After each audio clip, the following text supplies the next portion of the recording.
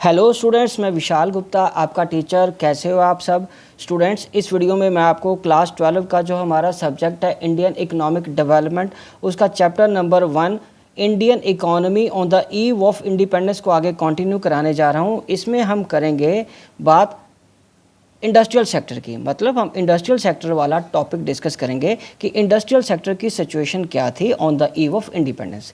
पिछली वीडियो में हमने इंट्रोडक्शन के साथ एग्रीकल्चर सेक्टर के बारे में बात करी थी। तो चलिए स्टार्ट करते हैं इंडस्ट्रियल सेक्टर को।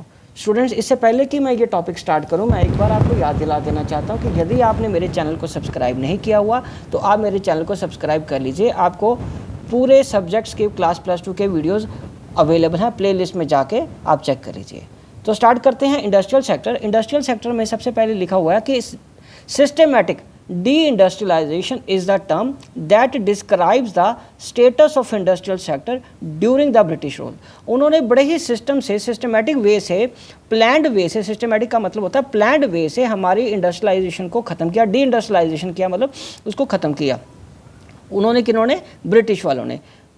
ठीक है, उनके राज्य में क्या हुआ? To exploit India's wealth of raw material and primary products, for example cotton and jute, it was required to fulfil the emerging needs of the industrial inputs in the wake of industrial revolution in Britain.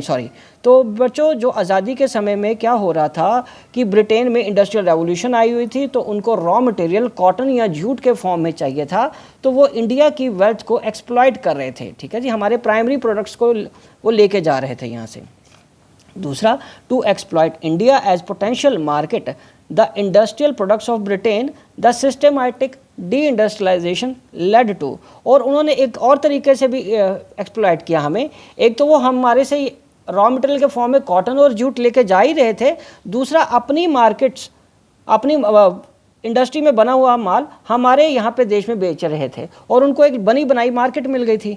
Decline of, जिसकी वजह से क्या हुआ? हमारे decline of handicraft industries and the consequent massive unemployment, जिससे क्या हुआ? हमारे देश का जो हैंडीक्राफ्ट इंडस्ट्री था वो ख़त्म हो गया और हमारे यहाँ पे बहुत बड़े पैमाने पे अनएम्प्लॉयमेंट बढ़ गई। ठीक है जी। The penetration of British goods in Indian market, और ब्रिटिश गुड्स हमारे देश के मार्केट में बहुत अच्छे से वो मिक्स हो गया, तो पता ही नहीं चल रहा था लोगों को कि ये अपना है या विदेशी है। ठीक है। द पुअर, क्योंकि वो सस्ता होने लगा था। The poor state of industrial sector during the British rule is highlighted by the following point. जो बुरी सिचुएशन थी इंडस्ट्रियल सेक्टर की ड्यूरिंग ब्रिटिश रूल, वो नीचे लिखे हुए पॉइंट से हाईलाइट की जा सकती है। वो क्या है? Decay of handicraft. So before suffering the decay during the British Raj, handicraft in India enjoyed है वर्ल्ड वाइड रेपुटेशन। सबसे पहले उन्होंने हमारी जो इंडस्ट्रियल सेक्टर को ख़त्म करने के लिए क्या किया? हमारे हैंडीक्राफ्ट्स को, जो कि बेस था हमारी इकोनॉमी का, उसका डिके, उसका पतन हुआ। ठीक है जी, उसकी कमी आ गई, ख़त्म कर दिया उन्होंने। India enjoyed world wide reputation, हमारे हैंडीक्राफ्ट्स के सामान की वर्ल्ड वाइड रेपुटेशन थी, उसकी क्वालिटी की। The main reason for the decay of the handicraft was discriminatory tariff policy of the state. Main reason क्या था? Discriminatory policy. डिस्क्रिमिनेटरी पॉलिसी का मतलब भेदभाव वाली नीति वो अपनाते थे। ठीक है जी, टैक्स के फॉर्म में, टैरिफ के फॉर्म में, इंपोर्ट एक्सपोर्ट के वक्त, जिससे क्या होता था? हमारा सामान दूसरी मार्केट्स में, मतलब इंटरनेशनल मार्केट में नहीं बिक पा रहा था। The British Raj in India coincided with the industrial revolution in Britain, और ब्रिटिश राज जब इंडिया में था उसी वक्त इंडस्ट्रियल रेवोल्यूशन हो रही थी ब्रिटेन में, मतलब इंग्लैंड में। The British found India as the best source of raw material. उनको ये इंडिया एक बेस्ट सोर्स मिला रॉ मटेरियल के लिए, और as well as best market for their industrial product, और अपने इंडस्ट्रियल प्रोडक्ट्स के लिए बेस्ट मार्केट भी लगा। Accordingly a discriminatory tariff policy was pursued, और उससे क्या हुआ? एक डिस्क्रिमिनेटरी, भेदभाव वाली टैरिफ पॉलिसी अपनाएगी। बार बार फिर वही आ रहा है, डिस्क्रिमिनेटरी टैरिफ पॉलिसी। वो क्या होती है? Tariff free export of raw material from India, मतलब जो रॉ मटेरियल हम एक्सपोर्ट कर रहे थे उस पर कोई टैक्स नहीं लग रहा था, तो इसकी वजह से उनको रॉ मटेरियल के फॉर्म में जो इंडिया से कॉटन, जूट, इंडिगो जा रहा था, वो सस्ता मिल रहा था रॉ मटेरियल के फॉर्म में। और फिर उनका जो बना हुआ माल था, tariff free imports, naturally import के लिए वो हमारे देश में अपने फिनिश गुड्स को भेज रहे थे, तो उन पे भी टैक्स नहीं था। ठीक है, तो उससे क्या हो रहा था? उनका माल हमारे देश में सस्ता हो रहा था। ठीक है। तो उनको रॉ मटेरियल जो यहाँ से हम एक्सपोर्ट कर रहे थे उस पर भी टैक्स नहीं था, और उनकी मिलों में बना हुआ सामान जो हमारे देश में आ रहा था वो भी था, उस पर भी टैक्स नहीं था। तो जिसकी वजह से उनको हर तरफ से फ़ायदा हो रहा था, इंपोर्ट करते हुए वक्त भी और एक्सपोर्ट करते वक्त भी, ठीक है जी।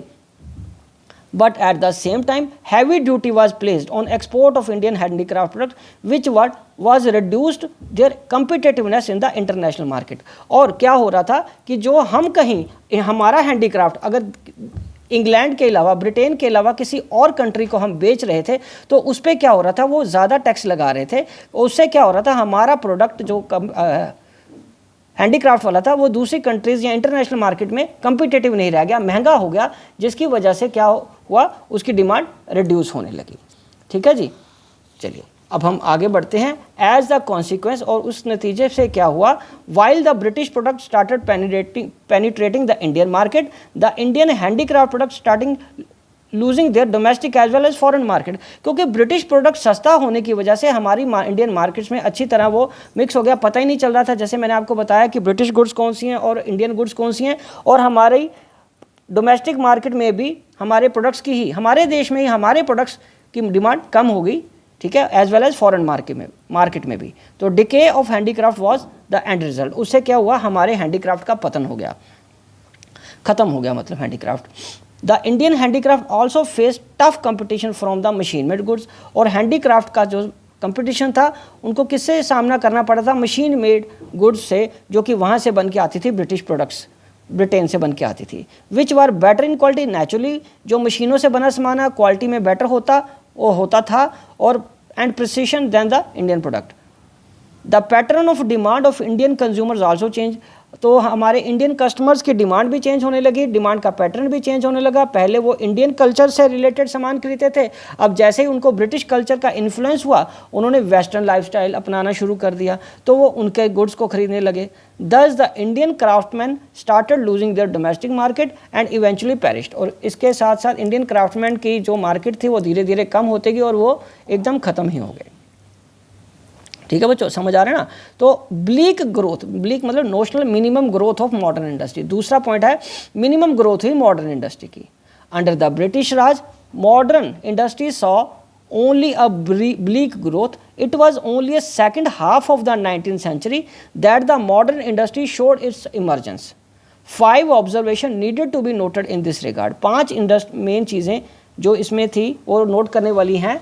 वो पहली क्या बच्चे, पहला इनिशियली कॉटन और जूट टेक्सटाइल मिल्स लगी थी, ठीक है जी। कॉटन टेक्सटाइल मिल्स कहाँ लगी, वेस्टर्न इंडिया में, जिसको कि हम महाराष्ट्र या गुजरात वाला एरिया बोलते हैं, जो कि कंट्रोल किया जाता था इंडियंस द्वारा, ठीक है जी। और जूट टेक्सटाइल इंडस्ट्री कहाँ लगी हुई थी, concentrated in Bengal and were primarily controlled by foreigners, ठीक है जी। और उनको कौन कंट्रोल करता था, फॉरेनर्स कंट्रोल करते थे।